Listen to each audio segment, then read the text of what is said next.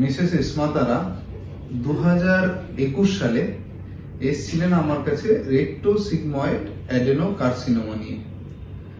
তো তারপরে আমরা কিছু পরীক্ষা নিরীক্ষা করাই, সিটি স্ক্যান, থোরাক্স, অ্যাবডোমেন, এগুলো করে দেখা যায় যে রোগটা একটা জায়গায় আছে, কোনো জায়গায় ছড়ায়নি। তো আমরা ওনাকে সার্জারির কথা বলি, এবং সার্জারি মানে পায়খানার রাস্তাটা নর্মালি নিচের দিক দিয়ে থাকবে, কিন্তু অপারেশন করার সময় টেম্পোরারিলি পেটের উপর একটা পায়খানার রাস্তা করে রাখা দরকার ছিল, যেটাকে আইলিওস্টমি বলে।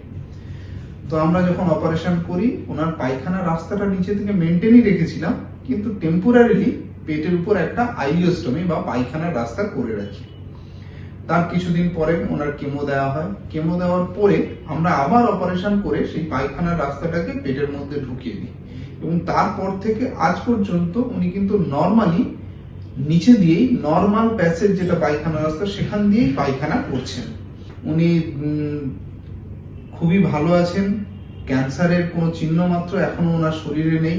আমাদের যে ফলো আপ, যেমন যে প্রোটোকল, সেই অনুযায়ী উনি আসেন আমাদের কাছে, আমরা পরীক্ষা নিরীক্ষা করি, উনি এখন ক্যান্সার মুক্ত।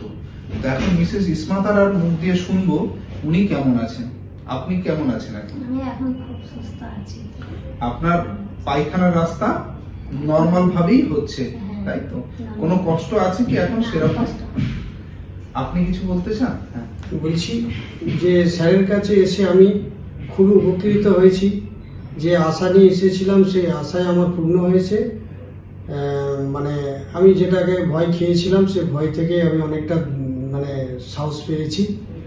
এখন এই পর্যন্ত আমার ওয়াইফ খুব ভালো আছে, আর যেভাবে বাড়ির কাজকাম করার দরকার করছে, যেভাবে যেখানে খুশি যাওয়া দরকার যাচ্ছে, নর্মালভাবে যেভাবে স্বাভাবিক ছিল সেইভাবেই আছে।